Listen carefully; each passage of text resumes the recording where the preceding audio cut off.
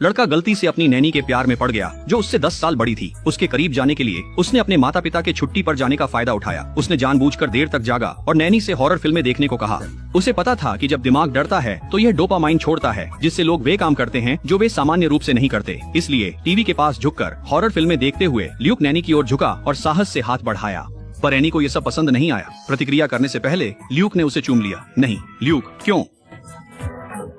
Any चौंक गई, लेकिन इससे पहले कि वह ल्यूक को डांटना शुरू कर पाती, नहीं, कुछ अजीब हुआ। सांता क्लॉज अचानक खिड़की पर दिखाई दिए और बंद दरवाजा अनजाने में खुल गया।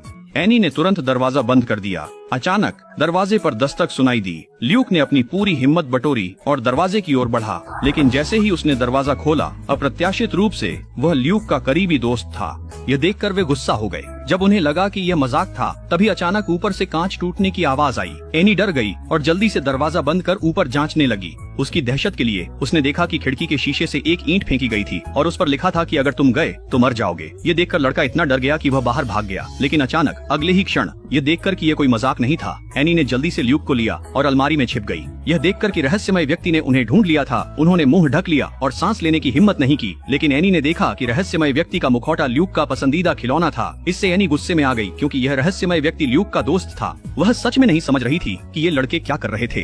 एनी नैनी गुस्से में बाहर चली गई। उसे यकीन नहीं था कि ल्यूक ऐसा करेगा, लेकिन उसने सोचा नहीं था कि ल्यूक उसके चेहरे पर थप्पड़ मारेगा। फिर उन्होंने नैनी को बांध दिया और उसके साथ सच या साहस खेलना चाहा। उसके हाथ पैर बंधे होने के कारण वह कुछ नहीं कर सकी। जब उसे लगा कि सब खत्म हो गया है, तभी अचानक दरवाजे पर दस्तक हुई।